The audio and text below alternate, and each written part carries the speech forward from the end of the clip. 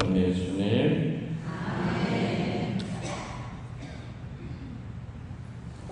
여러분들 사람들을 봤을 때 지금 저 사람 마음 상태가 어떤가 하는 것을 알아내는 방법이 뭐가 있어요?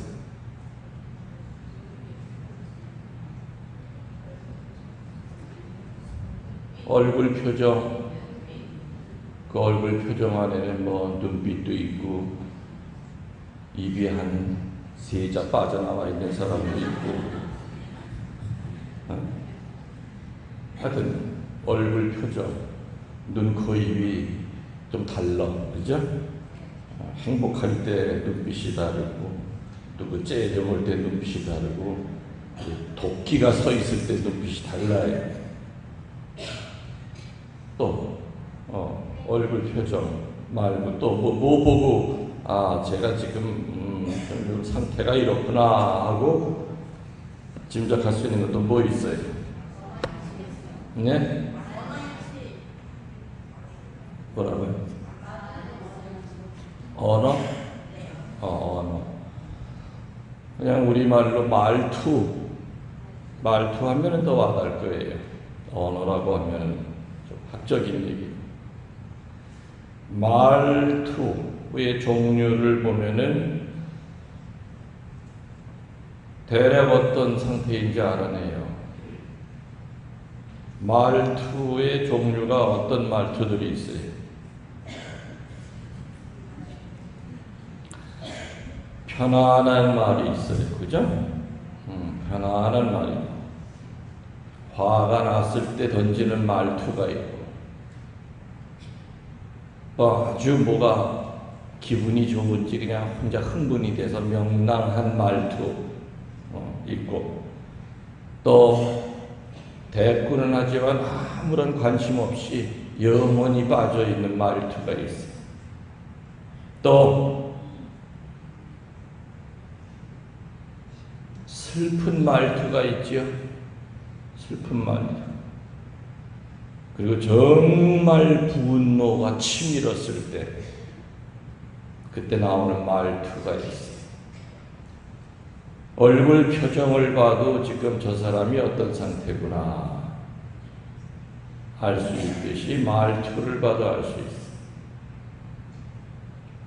미사 때 내가 여러분들 이렇게 훑어봐요.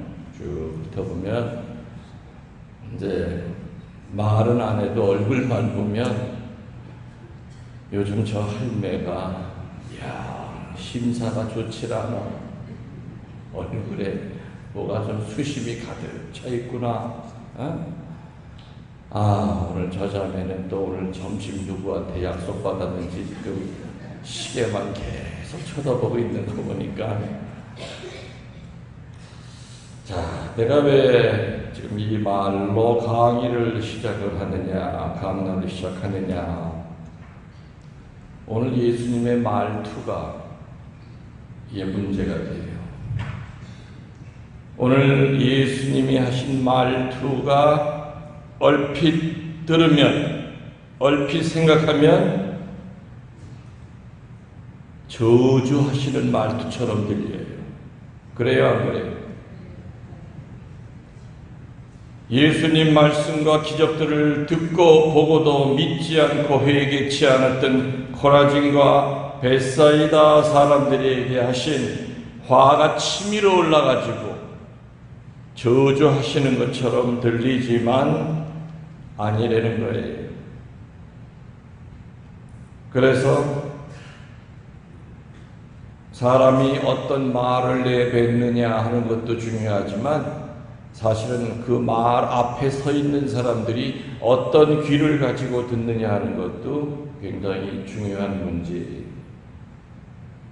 어떤 사람은 전혀 화가 안 나는데 태생이 말 자체가 좀 투박해. 그런 사람도 있지요. 뚝뚝해. 근데 처음 보는 사람은 이 사람 화났나 보다. 화 안 난 거야. 이 사람 만나서 진짜 사실 너무너무 좋아.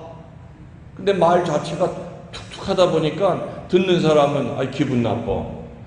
말을 저따위로 해.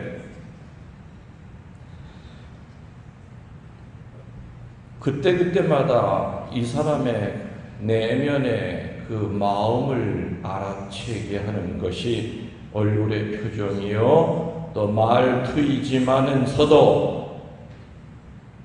그 앞에 서 있는 사람들이 잘 분별을 해야 돼요. 오늘 보면은 예수님이 살벌하게 무서워요.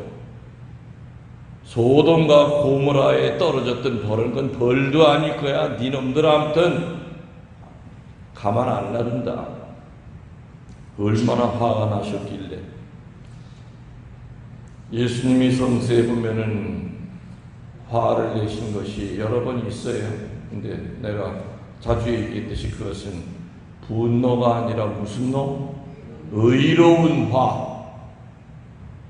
분노와 의로의 차이는 뭐라고 그랬습니까? 분노는 자기중심적인 거예요. 자기한테 피해가 봤을 때, 자기 자존심이 상했을 때, 뭔가 기분 나빴을 때, 짜증났을 때 우리 보통 우리 인간들이 하는 건 분노라고 그래요. 그러나 의로는 하느님 중심이에요. 하느님의 나라가 손상되거나 하느님의 나라에 대하여 모욕적인 그런 상황일 때는 우리는 의로를 보여야 되는데 우리는 반대가 되죠.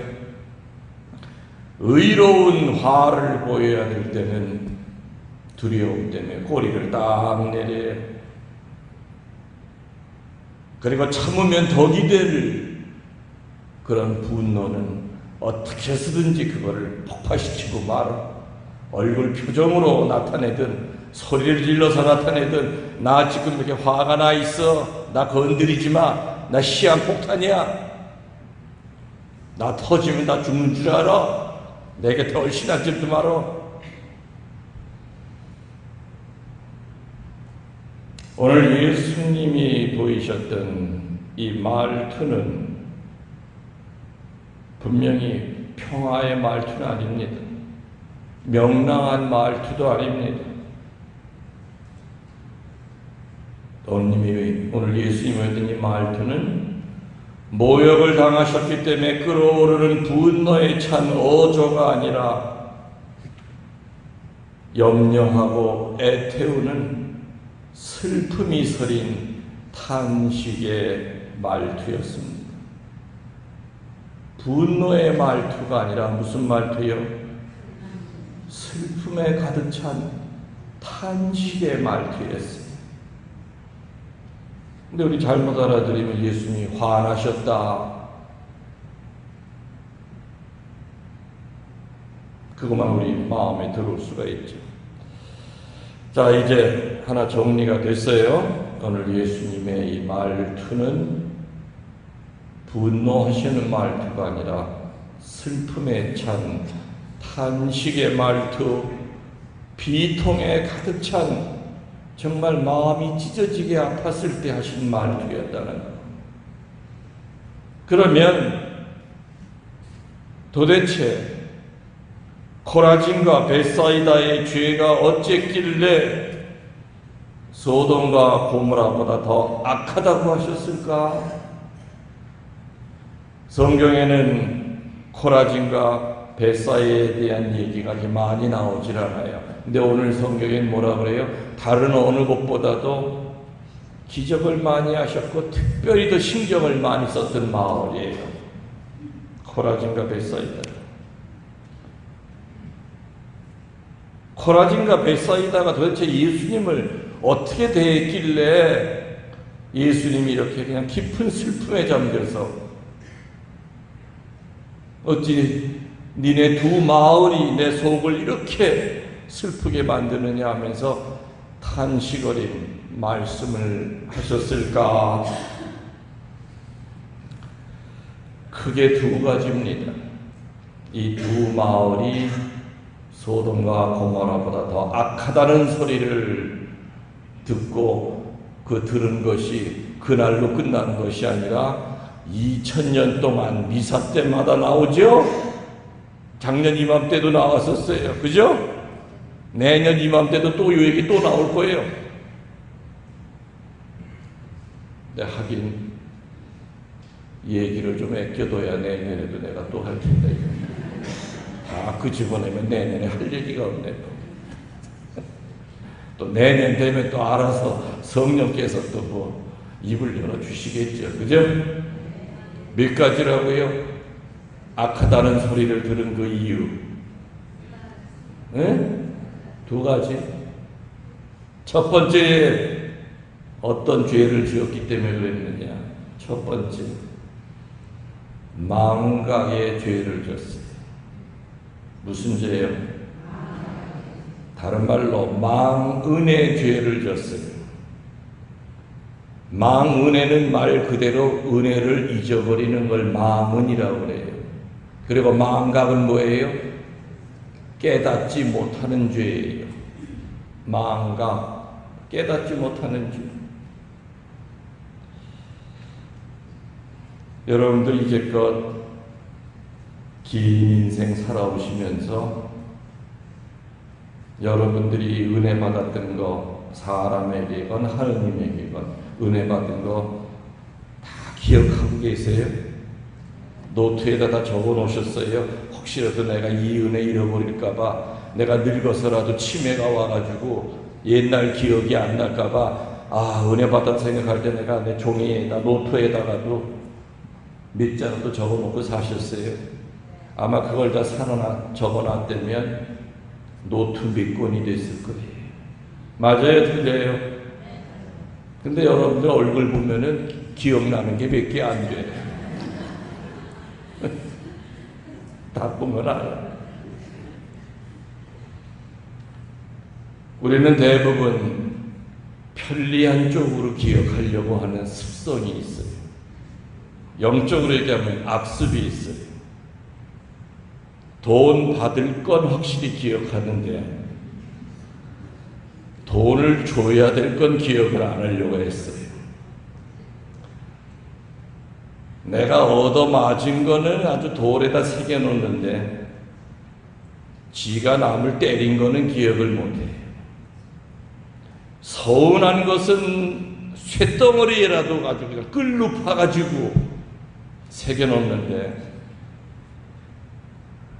다른 사람을 서운하게 한 것에 대해서는 흐르는 물에 씻혀버린 지 이미 오래라 기억도 안 나요.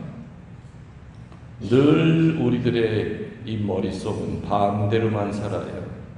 자기 편리한 쪽으로만 살려고 그래요. 편리한 쪽으로만 기억하려고 애를 써요. 은혜 받은 건 돌에 새기고 서운한 것은 내가 기호 갚을 수 있는 상황이라면은 내가 서운하게 해줬던 사람 갚아야죠. 어떤 방법으로든지 간에. 그 치유시켜 주려고 애써야죠. 근데 자기가 받은 서운한 거는 돌에 새겨놔. 이게 반대가 되는 거예요. 코라진과 벳사이다에 다른 마을보다는 남다르게 은혜를 특별히 베풀었는데도 외면하고 망각한 죄, 다른 것보다 더 큰 은혜를, 사랑을 베풀었지만 그 은혜를 저버리고 실망시켰던 죄, 디로와 시돈, 소돔과 고모라에는 절대 주어지지 않았던 많은 은혜를 입은 곳이 바로 어디라고요? 코라진과 벳사이다인데 회개치 않았기 때문이라고 오늘 복음은 나옵니다. 결국에 망각의 죄, 망은의 죄를 짓고 사는 사람에게 회개라고 하는 말이 가슴에 와 닿을까? 천만에. 망은으로 살아가는 사람들은, 은혜를 잃어버리고 살아가는 사람은 죽을 때까지 정말 콧물 흘리면서 회개 못 해보고 죽어요. 그래서 오늘 복음은 이 동네가 바로 회개치 않았기 때문이다. 그래서 예수님의 실망이 컸던 겁니다. 어쩌면 이 코라진과 벳사이다의 이 망은의 모습은 예수님의 그 3년의 공생활 중에서 이제 시작일지 몰라요. 예수님이 그 3년 동안 공생활 하시면서 얼마나 망언을 겪으셨을까? 얼마나 수많은 은혜를 주고도 얼마나 이런 비슷한 아픔을 겪으셨을까? 예수님이 십자가에 돌아가실 때까지도 은혜 받은 자들은 철저하게 망언 쪽을 택합니다. 오병이어의 기적을 통하여 육신의 배고픔을 덜었던 그 은혜 받은 사람들은 예수님 십자가 지실 때 어디 있었느냐 이겁니다. 하혈하던 여인은 어디 있었느냐 이겁니다. 죽은 이도 살리고 수많은 사람들을 고쳐주시고 마귀 들린 자를 띄워주어 수많은 사람들이 은혜를 받았건만 예수님이 가시관 쓰고 매 맞을 때 내가 대신 맞겠소, 우리 주님 풀어주고 나한테 돌을 던지시오라고 했던 사람은 단 한 사람도 없었어요. 십자가상 위에서도 호산나 다윗의 자손이여 하면서 성지가지를 흔들고 환영하던 그 수많은 인파들은 조롱하며 비웃는 인간으로 바뀌었지. 예수님만큼 망언의 슬픔을 처절하게 체험하셨던 분들이 있을까? 여러분들이 살면서 누구한테 배반당했을 때 그 아픔, 그게 예수님의 아픔의 1000분의 1이나 해당이 됐을까? 그러니 여러분에게 받은 은혜 다른 사람이 몰라준다고 해서 그렇게 길길이 날뛰고 슬퍼할 이유가 없어요.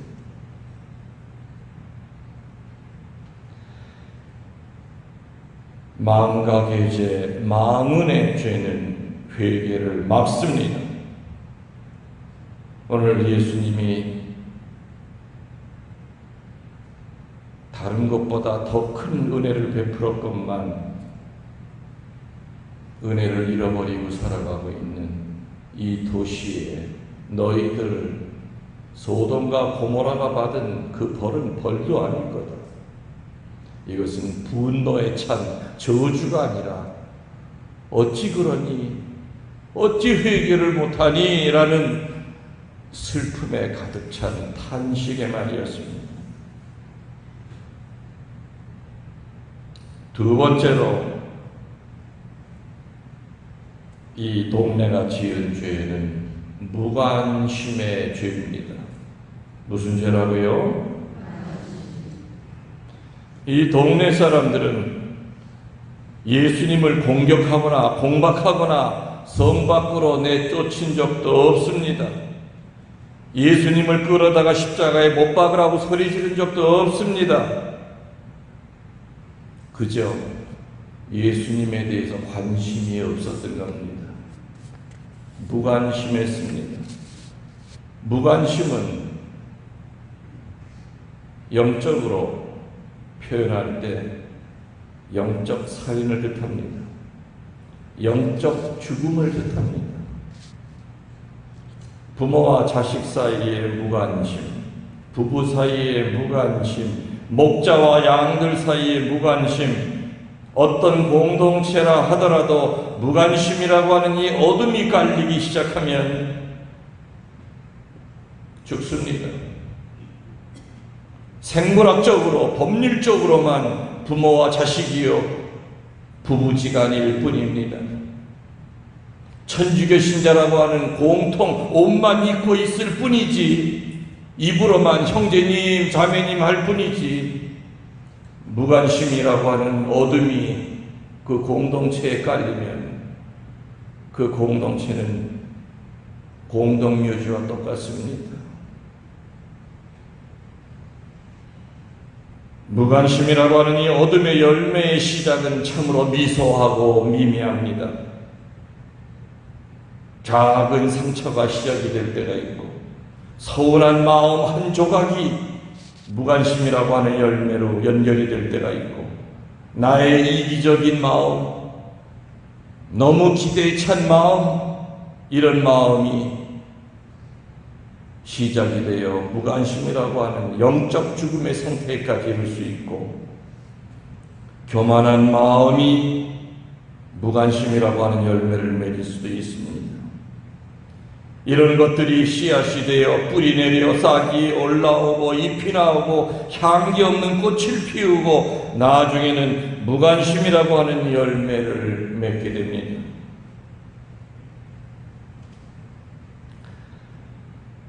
우리들 살아가면서 정말 어느 한 사람에게 유달리 관심과 사랑을 쏟았는데도 불구하고, 정말 많은 특전을 베풀었는데도 불구하고, 내가 있는 거 안 먹으면서 그 사람한테 먹였는데도 불구하고,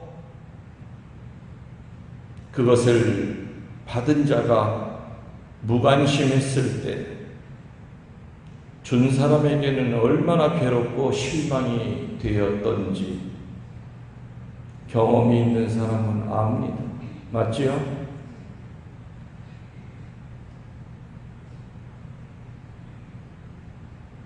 그러면 오늘 예수님이 얼마나 슬프고 마음이 아프셨길래 이런 말을 하셨을까라는 것을 알고 있는 지금 현재의 우리들, 여러분 각자는 얼마나 예수님 마음을 헤아리고 사십니까? 하느님에게 받은 거 망을 한 적 없습니까? 다 내가 잘나서 눈 뜨고 살아가고 움직이고 심장 뛰고 내가 다 노력해서 내가 돈 벌고, 우리는 과연 이 동네와는 관계없이 예수님은 우리를 보고, 우리 각자의 삶을 보고, 김웅렬 신부의 살아가는 모습을 보고, 여러분 각자의 모습을 보고 슬픔 어린 탄식의 말을 안 하실 건가? 과연 그거로부터 우리는 자유로울 수 있을까? 이루다 셀 수 없는 은혜를 주셨는데 우리들 얼마나 응답하고 살아가는가? 은혜를 받은 사람은 어떤 모양으로든지 표시해야 됩니다.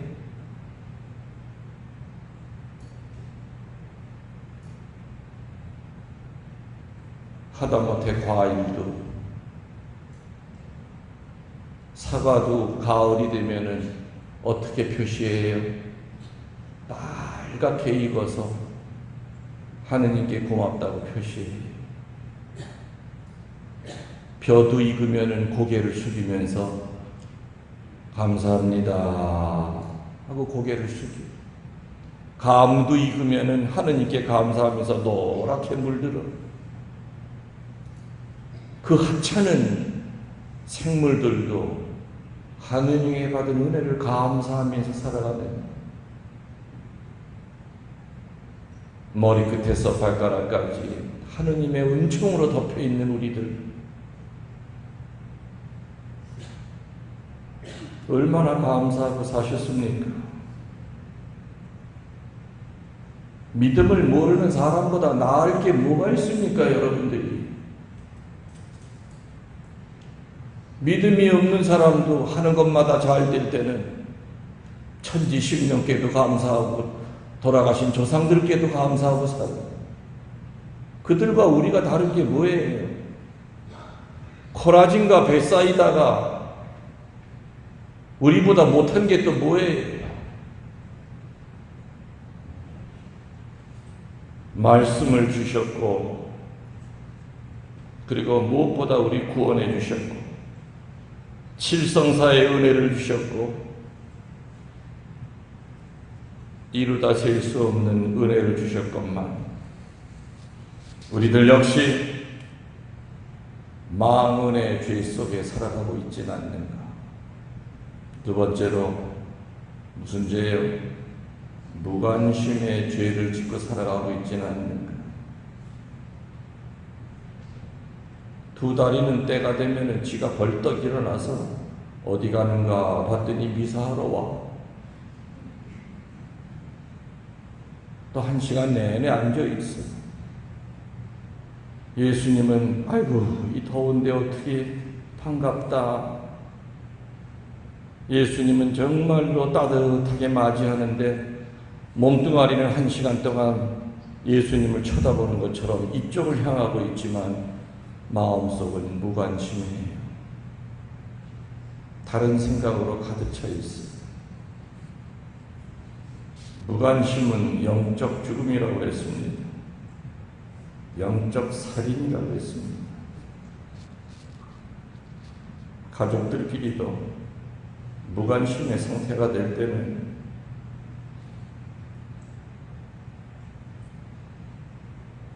서양말로 하면 you가 아닙니다. this, that. 우리는 나무떼기 보러, 의자 보러 당신 그리지 않죠? 저거 그래요. 똑같은 거예요. you가 아니라 this, that.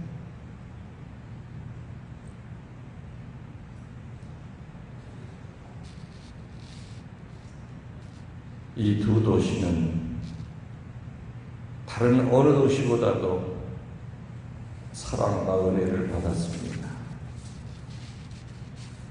그러나 마음으로 그거를 표현했고 무관심으로 표현했기 때문에 오늘 예수님은 슬픔에 가득 찬 탄식의 말을 하십니다.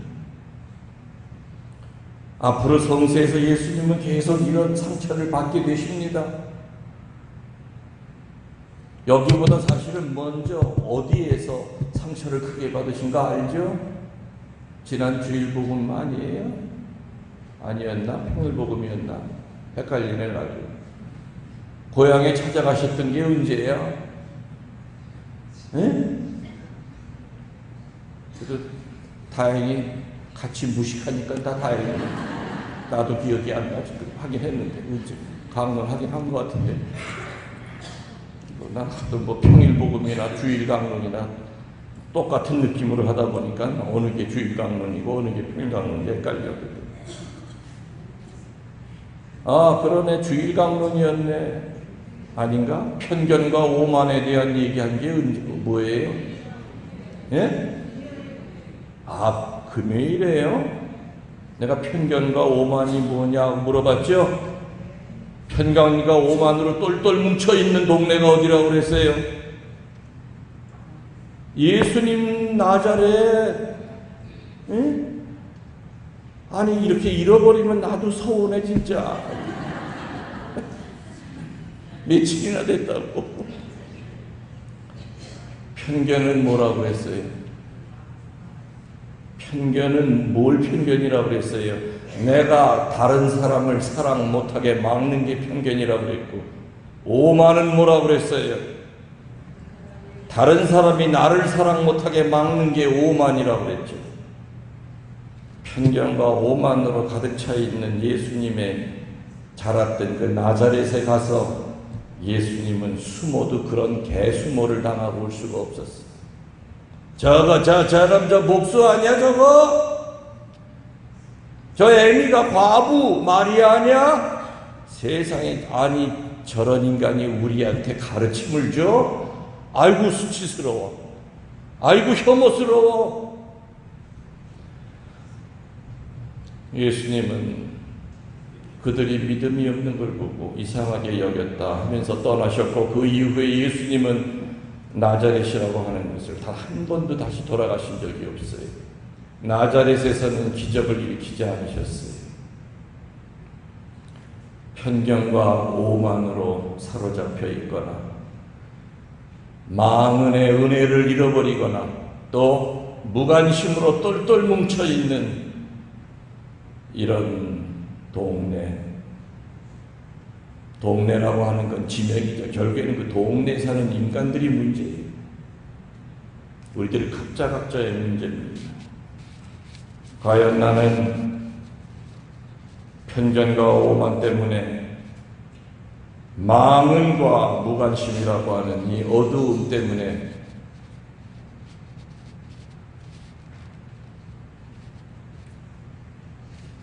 하느님을 믿는데 장애를 받고 있는 건 아닌가? 여러분들 마음 안에 하느님 계십니까? 하느님이 있다는 걸 믿습니까? 그럼 그 하느님이 여러분에게 누굽니까?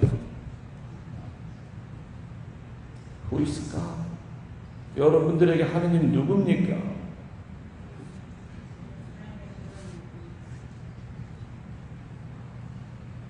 여러분들이 각자 대답하십시오. 주님, 제가 편견과 오만 속에서 주님을 제 마음속에 모시지 못했음을 용서하십시오. 주님, 제가 그토록 많은 은혜를 받고도 늘 은혜 받은 게 없다고 생각한 저를 용서하십시오. 주님, 영적 죽음의 상태인 무관심의 죄를 지었던 거 용서하십시오. 이게 바로 회개입니다. 회개치 않았기 때문에 오늘 예수님은 슬프셨던 겁니다.